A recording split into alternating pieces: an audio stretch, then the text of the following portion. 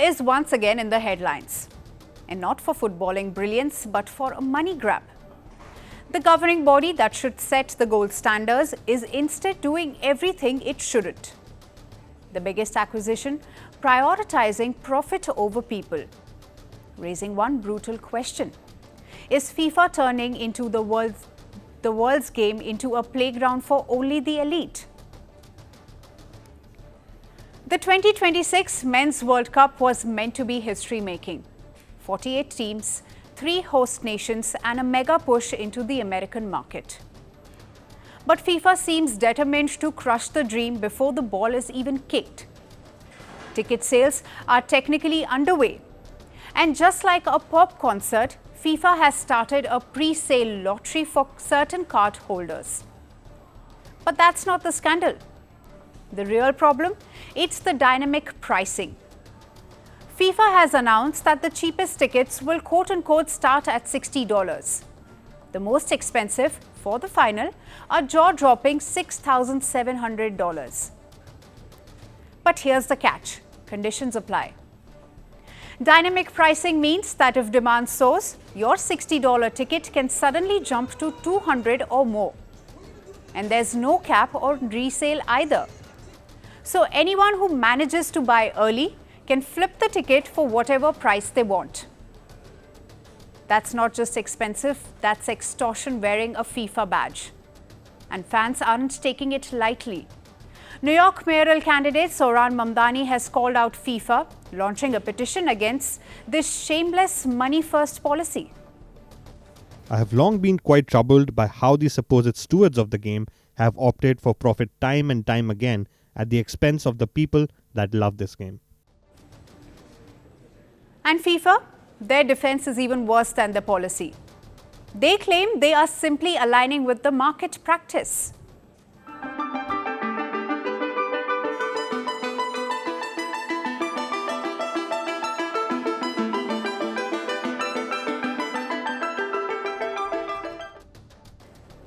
Translation: everyone else is doing it, so why not us?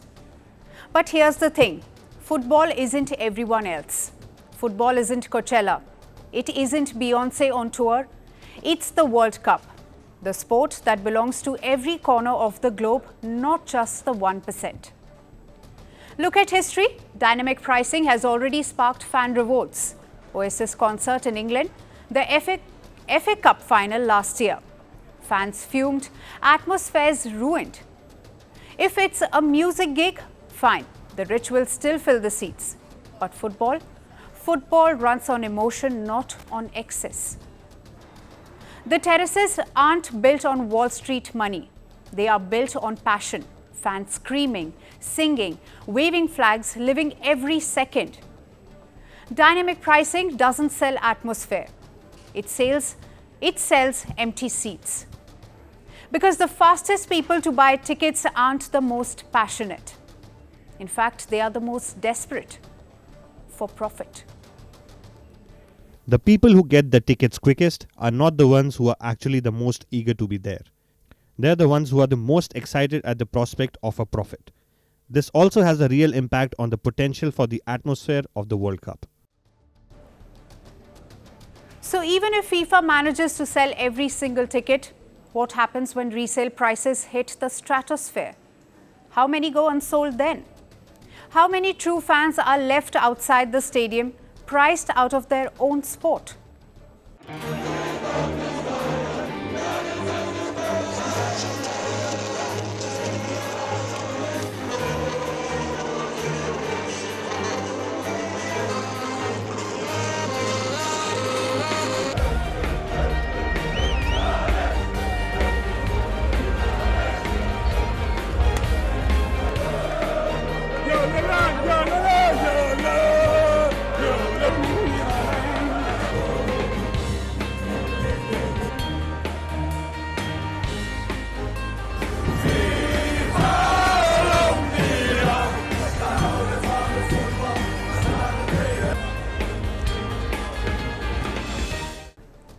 And if the Dutch drum armies, the English diehards, the Brazilian samba fans and the Argentine ultras don't make it in, Will the World Cup even feel like the World Cup? Football wasn't built on elite VIP boxes. It was built in the streets of Buenos Aires, in the favelas of Brazil, on dusty pitches in Africa, and backyards in Europe. Maradona came from Villa Florito, a shanty town. Pelé dribbled barefoot on the streets of Sao Paulo. If FIFA's current model existed back then, the world would never have seen a Maradona, never celebrated a Pelé. FIFA calls itself the custodian of the beautiful game. But beauty isn't in the balance sheet. It's in the passion of the fans who make the World Cup what it is. If those fans are locked out, then what's left? A billion-dollar corporate circus without the soul. And FIFA needs to realize this. Because football is not built for the few. It was built for the world. If they keep going this way, the only goal FIFA will score in 2026 will be an own goal.